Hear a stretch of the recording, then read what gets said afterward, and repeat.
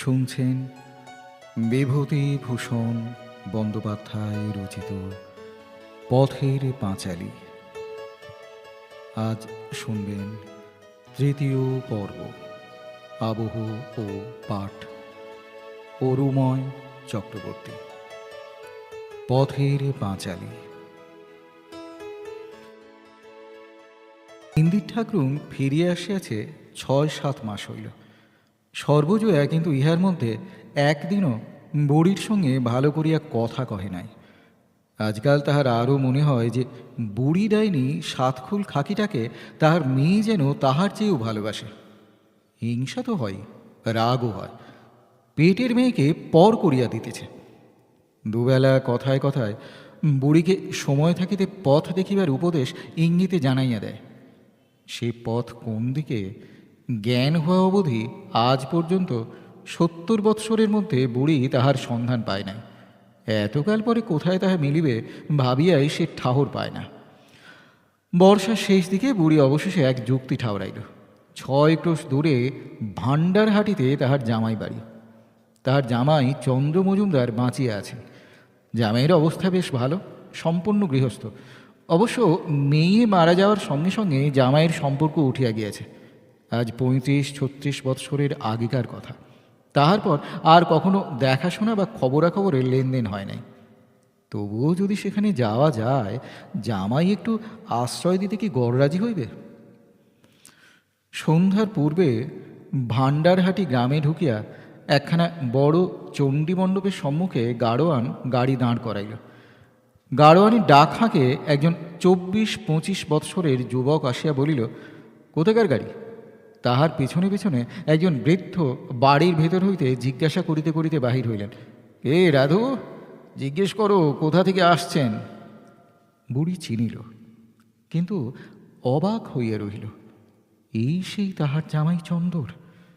৪০ বৎসর পূর্বের সে সকল দোহারা গরম সুচেহারার ছেলেটির সঙ্গে এই পক্ককেশ প্রবীণ ব্যক্তির মনে মনে তুলনা করিয়া সে যেন হাঁপাইয়া উঠিল।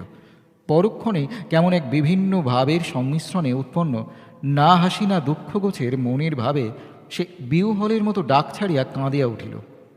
অনেকদিন পরে মেয়ের নাম ধরিয়া কাঁদিল। বিস্ময় বিমূঢ় চন্দ্র মজুমদার প্রথমটা আকাশ পাতাল হাতড়াইতেছিলেন। পরে ব্যাপারটা বুঝিলেন ও আসিয়া শাশুড়ির পায়ের ধুলা লইয়া প্রণাম করিলেন। একটু সামলাইয়া বুড়ি মাথায় কাপড় তুলিয়া দিয়া ভাঙা গলায় বলিল, তোমার কাছে এসেছি বাবাজি এতদিন পরে, একটুখানি আশ্রয়ের জন্যে। আর কটা দিনই বা বাঁচব, কেউ নেই আর ত্রিভুবনে। এই বয়সে দুটো ভাত কাপড়ের জন্যে। মজুমদার মহাশয় বড় ছেলেকে গাড়ির দ্রব্যাদি নামাইতে বলিলেন ও ছেলের সঙ্গে শাশুড়িকে বাড়ির মধ্যে পাঠাইয়া দিলেন। দ্বিতীয় পক্ষের বিধবা মেয়ে ও বড় পুত্রবধূ সংসারের গৃহিণী। আরও 3টি পুত্রবধূ আছে, নাতি নাতনিও 3-4টি। তালগাছের গুঁড়ির খুঁটি ও আড়া বাঁধা প্রকাণ্ড প্রকাণ্ড 2খানা দাওয়া উঁচু 8চালা ঘর। জিনিসপত্র সিন্দুক তরঙ্গে বোঝায়, পা ফেলিবার স্থানাভাব। মজুমদার মহাশয়ের বিধবা মেয়েটির নাম হৈমবতী। খুব ভালো মেয়ে। সে নিজের হাতে ফল কাটিয়া জল খাবার সাজাইয়া অত্যন্ত আপ্যায়িত করিয়া কাছে বসাইয়া খাওয়াইল। এ কথা ও কথা জিজ্ঞাসা করিতে লাগিল। বলিল, দিদিমা, আমায় কখনো দেখেননি না? কখনো তো এদিকে পায়ের ধুলো দেননি এর আগে। আগ কেটে দেবো দিদিমা, দাঁত আছে? পাশের রান্নাঘরে ছেলেমেয়েরা সন্ধ্যাবেলা ভাত খাইতে বসিয়া হইচই করিতেছে। একজন চেঁচাইয়া বলিতেছে, উমা দেখো, উমি সব ডালটুকু আমার পাতে ঢেলে দিচ্ছে। পুত্রবধূ চেঁচাইতেছে, ওর কাছে খেতে বসিস কেন? রোজ না বলছি আলাদা বসবি? এই বড্ড বার হয়েছে না? কিন্তু 10-12 দিন কাটিয়া গেল।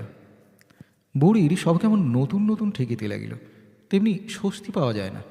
নতুন ধরনের ঘরদোর, নতুন পথঘাট, নতুন ভাবের গৃহস্থালী।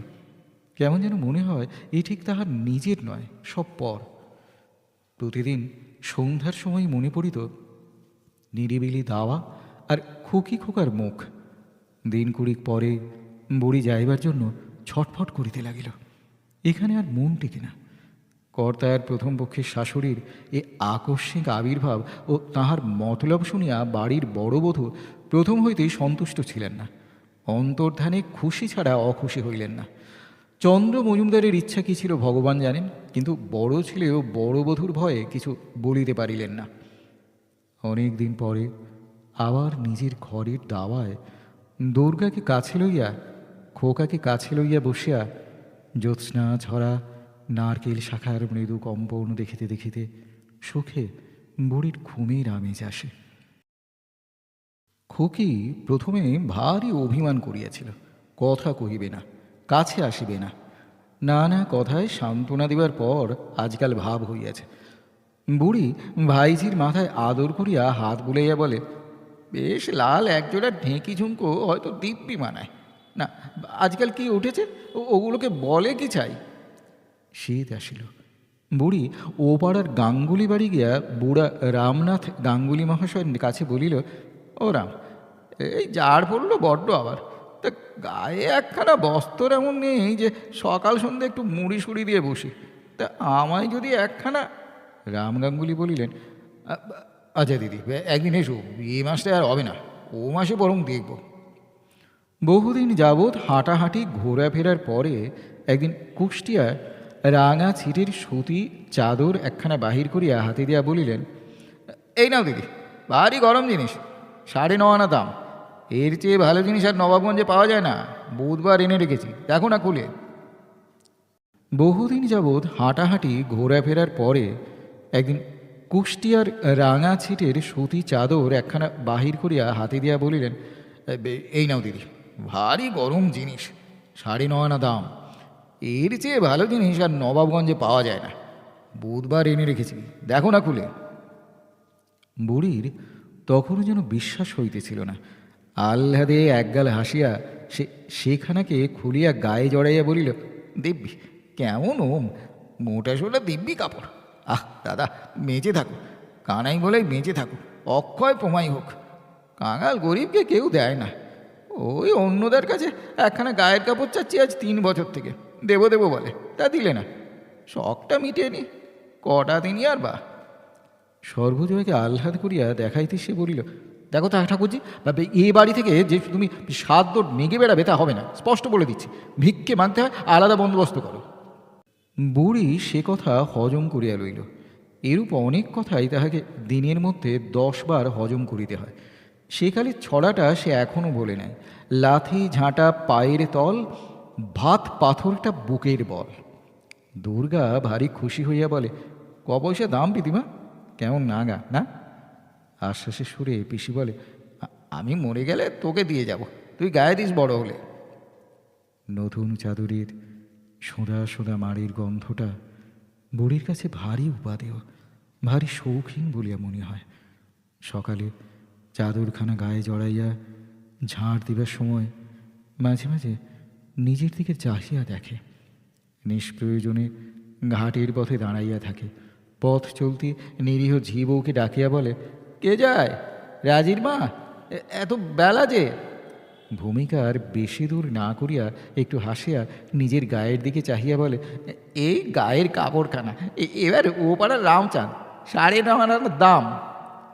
2-একটা দুষ্ট মেয়ে বলে, ঠাকুমাকে রাঙা কাপড়ে যা মানিয়েছে, ঠাকুমার বুঝি বিয়ে। ও পাড়ার দাসী ঠাকুরুন আসিয়া হাসি মুখে বলিল, পয়সা দুটোর জন্য এসেছিলাম বউ, ইন্দির পিসি কাল আমার কাছ থেকে একটা নোনা নিয়ে এলো, বলে কাল দাম গিয়ে চেয়ে নিয়ে এসো। সর্বজয়া ঘরের কাজকর্ম করিতেছিল, অবাক হইয়া বলিল, নোনা কিনে এনেছে তোমার কাছ থেকে? দাসী ঠাকুরুন ঘোর ব্যবসাদার মানুষ, সামান্য তেঁতুল আমরা হইতে একগাছি শাক পর্যন্ত পয়সাখানা লইয়া কাহাকেও দেয় না। দাসীর অমায়িক ভাব অন্তর্হিত হইয়া গেল। বলিল, এনেছে কিনা জিজ্ঞেস করো না তোমার ননদকে, সকালবেলা কি মিথ্যে বলতে এলাম 2 পয়সার জন্যে? 4 পয়সার কমে আমি দেব না বলে বুড়ো মানুষ, খাবার ইচ্ছে হয়েছে, তা যাক 2 পয়সাতেই। রাগে সর্বজয়ার মুখ দিয়া কথা বাহির হইল না। নোনার মতো ফল, যাহা কিনা এত অপর্যাপ্ত বনে জঙ্গলে ফলে যে গরু বাছুরের পর্যন্ত খাইয়া অরুচি হইয়া যায়, তাহা আবার পয়সা দিয়া কিনিয়া খাইবার লোক যে পাড়া গাঁয়ে আছে, তাহা সর্বজয়ার ধারণায় আসে না। ঠিক সেই সময় ইন্দির বুড়ি কোথা হইতে আসিয়া উপস্থিত হইল। সর্বজয়া তাহার উপর যেন ঝাঁপাইয়া পড়িয়া বলি, হ্যাঁ গা, তিন কাল গিয়েছে, এককালে তো ঠেকেছ। যার বসে খাই তার পয়সা তো একটু দুঃখ দরদ করে চলতে হয়। নোনা গিয়েছো কিনতে, কোথা থেকে তোমায় বসিয়ে আজ নোনা কাল দানা খাওয়াবো? শখের পয়সা নিজে থেকে নিয়ে দাওগে যাও, পরের উপর দিয়ে শখ করতে লজ্জা হয় না? বুড়ির মুখ শুকাইয়া গিয়েছিল। একটুখানি হাসি আনিবার চেষ্টা করিয়া বলিল, তা দে বউ, পাকা নোনাটা তা ভাবলাম নি খেয়ে কটা দিনই বা বাঁচবো, তা দিয়ে দে দুটো পয়সা। সর্বজয়া চতুর্গুণ চিৎকার করিয়া বলিল, বড় পয়সা সস্তা দেখেছ কিনা? নিজের ঘটি বাটি আছে, বিক্রি করে দাও গিয়ে পয়সা। পরে সে ঘোড়া লইয়া খিড়কি দুয়ারি দিয়া ঘাটের পথে বাহির হইয়া গেল। দাসী খানিকটা দাঁড়াইয়া থাকিয়া বলিল, আমার নাকে খত কানে খত, জিনিস বেচে এমন হয়রান তো কখনো হয়নি। তোমায়ও বলি ইন্দির পিসি, নিজের পয়সাই যদি না ছিল তবে তোমার কাল নোনাটা আনা উচিত হয়নি বাপু। ওরকম ধারে জিনিসপত্র আর এনো না। তা তোমাদের ঝগড়া তোমরা করো, আমি গরিব লোক, ও বেলা আসবো, আমার পয়সা দুটো বাবু ফেলে দিও। দাসীর পিছু পিছু খুকি বাহিরের উঠান পর্যন্ত আসিল। বলিতে বলিতে আসিল, পিসিমা বুড়ো মানুষ, একটা নোনা এনেছে, তা বুঝি বকে, খেতে ইচ্ছা হয় না? হ্যাঁ দাসী পিসি, বেশ নোনা, আমায় আধখানা কাল দিয়েছে। তোমায় বাড়ি বুঝি কাজ আছে পিসি? পরে সে ডাকিয়া কহিল, শোনো না দাসী পিসি, আমি একটা পয়সা দেবো এখন, পুতুলের বাক্সে আছে, মা ঘরে চাবি দিয়ে ঘাটে গেল, এলে নুকিয়ে দেবো এখন, মাকে বলো না যেন পিসি। দুপুরের কিছু পূর্বে ইন্দির বুড়ি বাড়ি হইতে বাহির হইয়া যাইতেছে। বাঁ হাতে ছোট একটা ময়লা কাপড়ের পুঁটুলি, ডান হাতে পেতলের চাদরের ঘটিটা ঝুলানো, বগলে একটা পুরনো মাদুর, মাদুরের পাড় ছিঁড়িয়া কাঠিগুলি ঝুলিতেছে। খুকি বলিল, ও পিসি যাস নে, ও পিসি কোথায় যাবি? পরে সে ছুটে আসিয়া মাদুরের পেছনটা টানিয়া ধরিল, তুই চলে গেলে আমি কাঁদবো পিসি, ঠিক। সর্বজয়া ঘরের দাওয়া হইতে কহিল, তা যাবে যাও, গেরস্তর অকল্যাণ করে যাওয়া কেন? ছেলেপুলে নিয়ে ঘর করি, এতকাল যার খেলে তার একটা মঙ্গল তো দেখতে হয়। অনর্থ সময় না খেয়ে চলে গিয়ে তারপর গেরস্তর একটা অকল্যাণ বাঁধু, এই তোমার ইচ্ছে তো? ওই রকম কুচুট করে মন না হলে কি আর এই দশা হয়? বুড়ি ফিরিল না। খুকি কাঁদিতে কাঁদিতে অনেক দূর পর্যন্ত সঙ্গে সঙ্গে গেল। বুড়ি গিয়া গ্রামের ও পাড়ার নবীন ঘোষালের বাড়ি উঠিল। নবীন ঘোষালের বউ সব শুনিয়া গালে হাত দিয়া বলিল, ও মা, এমন তো কখনো শুনিনি। হ্যাঁ গো খুড়ি, তা থাকো তুমি, এইখানেই থাকো। মাস দুই সেখানে থাকার পর বুড়ি সেখান হইতে বাহির হইয়া 3 কড়ি ঘোষালের বাড়ি ও তথা হইতে পূর্ণ চক্রবর্তীর বাড়ি আশ্রয় লইল। প্রত্যেক বাড়িতেই প্রথম আপ্যায়নের হৃদ্যতাটুকু কিছুদিন পর উবিয়া যাওয়ার পরে বাড়ির লোকে নানা রকমের বিরক্তি প্রকাশ করিত, পরামর্শ দিত ঝগড়া মিটাইয়া ফেলিয়া বাড়ি ফিরিয়া যাইতে। বুড়ি আরও 2-1 বাড়ি ঘুরিল। সবসময় তাহার ভরসা ছিল বাড়ি হইতে আর কেহ না হয় অন্তত হরিহর ডাকিয়া পাঠাইবে। কিন্তু 3 মাস হইয়া গেল, কেহই আগ্রহ করিয়া ডাকিতে আসিল না, দুর্গাও আসে নাই। বুড়ি জানে ও পাড়া এ পাড়া অনেক দূরে, ছোট মেয়ে এত দূর আসিতে পারে না। সে আশায় আশায় ও পাড়ায় 2-1 বার গেল, খুকির সঙ্গে দেখা হইল না। 12 মাস লোকের বাড়ি আশ্রয় হয় না। পূব পাড়ার চিনতে গয়লানির চালা ঘরখানি পড়িয়াছিল। মাস 2 পরে সকলে মিলিয়া সেই ঘরখানি বুড়ির জন্য ঠিক করিয়া দিল এবং ঠিক করিল পাড়া হইতে সকলে কিছু কিছু সাহায্য করিবে। ঘরখানা নিতান্ত ছোট, ছিটে বেড়ার দেওয়াল, পাড়া হইতে দূরে একটা বাঁশ বনের মধ্যে। লোকের মুখে শুনিত সর্বজয়া নাকি বলিয়াছে, তেজ দেখুক 5 জনে, এবারই আর না, আমার বাছাদের মুখের দিকে যে তাকায়নি তাকে আর আমার দৌড়ে মাথা গলাতে হবে না, বাগারে পড়ে মরুক গিয়ে। যাহাদের সাহায্য করিবার কথা ছিল তাহারা প্রথম দিন কত খুব উৎসাহের সঙ্গে যোগাইল, ক্রমে কিন্তু তাহাদের আগ্রহও কমিয়া গেল। বুড়ি ভাবে, কেন সেদিন অত রাগ করে চলে এলাম? বউ বারণ করলে, খুকি কত কাঁদলে, হাতে ধরে টানাটানি করলে। নিজের উপর অত্যন্ত দুঃখে চোখের জলে 2 তোবড়ানো গাল ভাসিয়া যায়। বলে, শেষকালটা এত দুঃখ ছিল অদৃষ্টে, আর যদি মেয়েটাও থাকতো। চৈত্র মাসের সংক্রান্তি, সারাদিন বড় রৌদ্রের তেজ ছিল। সন্ধ্যার সময় একটু একটু বাতাস বহিতেছে। গোসাই পাড়ায় চড়কের ঢাক এখনো বাজিতেছে। মেলা এখনো শেষ হয় নাই। রৌদ্রে এ বাড়ি ও বাড়ি ঘুরিয়া ও দুর্ভাবনায় বুড়ির রোজ সন্ধ্যার পরে একটু একটু জ্বর হয়। সে মাদুর পাতিয়া দাওয়ায় চুপ করিয়া শুইয়া আছে। মাথার কাছে মাটির ভাঁড়ের জল, পেতলের চাদরের ঘটিটা ইতিমধ্যে 4 আনায় বাঁধা দিয়া চাল কিনা হইয়াছে। জ্বরের তৃষ্ণায় মাঝে মাঝে একটু একটু জল মাটির ভাঁড় হইতে খাইতেছে। পিসিমা! বুড়ি কাঁথা ফেলিয়া লাফাইয়া উঠিল। দাওয়ার পৈঠায় খুকি উঠিতেছে। পেছনে তাহাদের পাড়ার বেহারি চক্রবর্তীর মেয়ে রাজি। খুকির পরনে ফর্সা কাপড়, আঁচলের প্রান্তে কী সব পুঁটলে পুঁটলে বাঁধা। বুড়ির মুখ দিয়া বেশি কথা বাহির হইল না। প্রবল আগ্রহে সে শীর্ণ হাত বাড়াইয়া তাহাকে জড়তপ্ত বুকে জড়াইয়া ধরিল। বলিস নে কাউকে পিসি, কেউ যেন টেন্ট পায় না। চড়ক দেখে সন্ধেবেলা চুপি চুপি এলাম। রাজিও এলো আমার সঙ্গে চড়কের মেলা থেকে। এই দেখ, তোর জন্য সব এনেছি। খুকি পুঁটলি খুলিল। মুরগি পিসিমা, তোর জন্যে 2 পয়সার মুরগি আর 2টো কদমা, আর খোকার জন্য একটা কাঠের পুতুল। বুড়ি ভালো করিয়া উঠিয়া বসিল।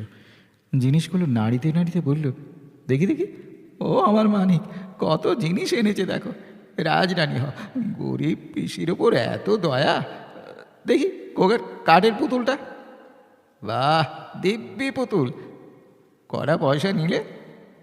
এক ঝোঁক কথাবার্তার পরে খুকি বলিল, পিসি, তোর গা যে বড্ড গরম। সমস্ত দিন টৌরে বেরিয়ে এই রকমটা হয়েছে, তাই বলি একটু শুয়ে থাকি। ছেলে মানুষ হইলেও দুর্গা পিসিমার রৌদ্রে ঘুরিবার কারণ বুঝিল। দক্ষেও অনাহারে শীর্ণ পিসিমার গায়ে সে সস্নেহে হাত বুলাইয়া বলিল, তুই অবশ্যই করে বাড়ি যাস। সন্ধেবেলা গল্প শুনতে পাইনি কিছু না।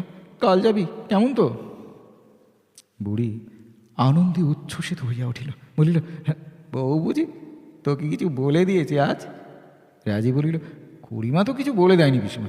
ওকে তো এখানে খুড়িমা আসতে দেয় না, আমরা বললে বকে। তবে তুমি যেও পিসিমা, তুমি একটুখানি বলো, তাহলে খুড়িমা আর কিছু বলবে না।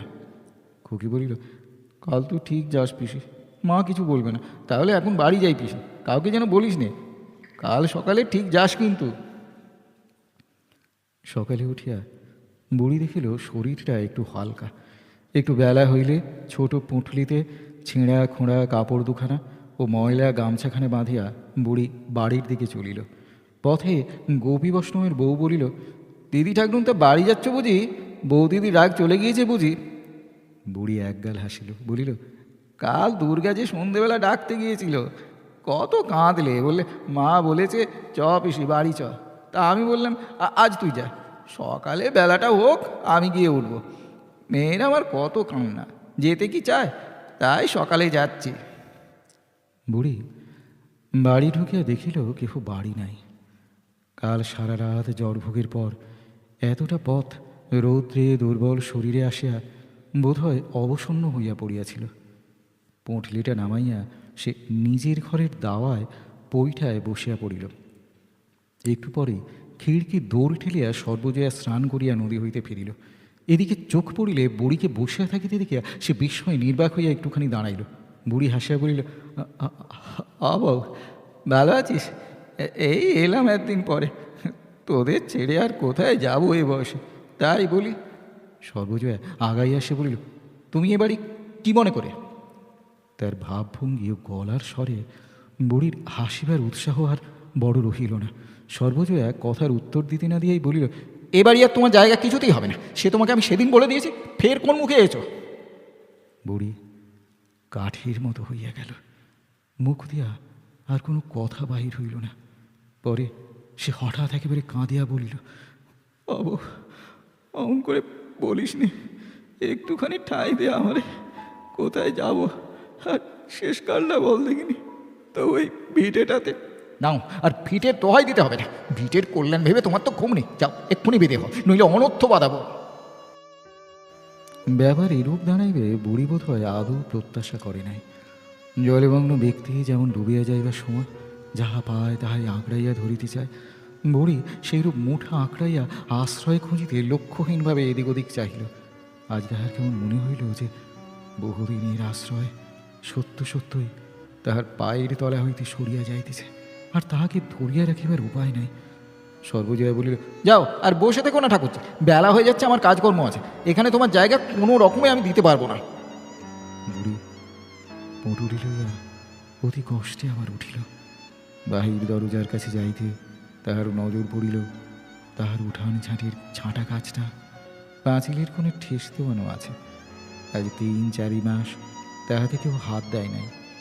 এই ভিটার ঘাসটুকু, ওই কত যত্নে পোঁতা লেবু গাছটা, এই অত্যন্ত প্রিয় ঝাঁটা গাছটা, খুকি খোকা ব্রজবেশের ভিটা, তার 70 বছরের জীবনে এসব ছাড়া সে আর কিছু জানেও নাই, বুঝেও নাই।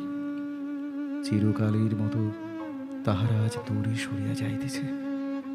শচীনে তোলা দিয়া পটুলি বগলে যাইতে পিছন হইতে রায়বাড়ির গিন্নি বলিল, ঠাকমা ফিরে যাচ্ছ কোথায়, বাড়ি যাবে না? উত্তর না পাইয়া বলিল, ঠাকমা আজকাল কানের মাথা একেবারে খেয়েছে। বইকালে ও পাড়া হইতে কে আসিয়া বলিল, ও মা ঠাকুরুন, তোমাদের বুড়ি বোধহয় মরে যাচ্ছে, পালিতদের গলার কাছে দুপুর থেকে শুয়ে আছে, রোদ্দুরে ফিরে যাচ্ছিল, আজ যেতে পারেনি, একবার গিয়ে দেখে এসো। দাদা ঠাকুর বাড়ি নেই, একবার পাঠিয়ে দেও না। পালিতদের বড় মাচার তলায় গোলার পাশে ইন্দির ঠাকুরুন মরিতেছিল, এ কথা সত্য। পরিবারের বাড়ি হইতে ফিরিতে ফিরিতে তাহার গা কেমন করে, রৌদ্রে আর আগাইতে না পারিয়া এইখানেই শুইয়া পড়ে। পালিতেরা চণ্ডীমণ্ডপে তুলিয়া রাখিয়াছিল। বুকে পিঠে তেল মালিশ, পাখার বাতাস সব করিবার পরে বেশি বেলায় অবস্থা খারাপ বুঝিয়া নামাইয়া রাখিয়াছে। পালিত পাড়ার অনেকে ঘিরিয়া দাঁড়াইয়া আছে। কেহ বলিতেছে, তার রোদ্দুরে বেরোলেই বা কেন, সোজা রোদ্দুরটা পড়েছে আজ। কেহ বলিতেছে, এখনই সামলে উঠবে, এখন ভিড়মি লেগেছে বোধ হয়। বিশুপালিত বলিল, ভিড়মি নয়, বুড়ি আর বাঁচবে না, হরি যেটা বোধ হয় বাড়ি নেই, খবর তো দেওয়া হয়েছে, কিন্তু এত দূর আসে কে? শুনিতে পাইয়া দিনু চক্রবর্তীর বড় ছেলে ফণি ব্যাপার কি দেখিতে আসিল। সকলে বলিল, দাও দাদা ঠাকুর, ভাগ্যিস এসে পড়েছ, একটুখানি গঙ্গা জল মুখে দাও দেখি। দেখো তো কাণ্ড, বামুন পাড়া না কিছু না, কে একটু মুখে জল দেয়। ফণি হাতের বইঁচি কাঠের লাঠিটা বিশুপালিতের হাতে দিয়া বুড়ির মুখের কাছে বসিল। কষি করিয়া গঙ্গা জল লইয়া ডাক দিল, ও পিসিমা। বুড়ি চোখ মেলিয়া ফ্যাল ফ্যাল করিয়া মুখের দিকে চাহিয়াই রহিল। তাহার মুখে কোনো উত্তর শোনা গেল না। ফণি আবার ডাকিল, কেমন আছেন পিসিমা, শরীর কি অসুখ মনে হচ্ছে?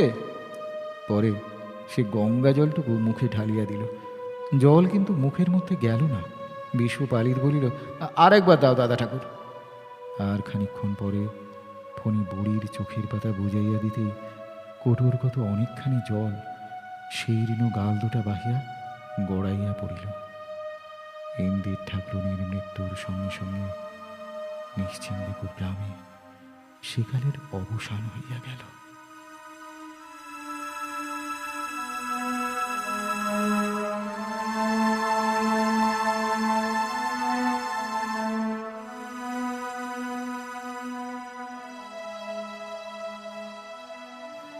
শুনলেন বিভূতিভূষণ বন্দ্যোপাধ্যায় রচিত পথের পাঁচালীর 3য় পর্ব।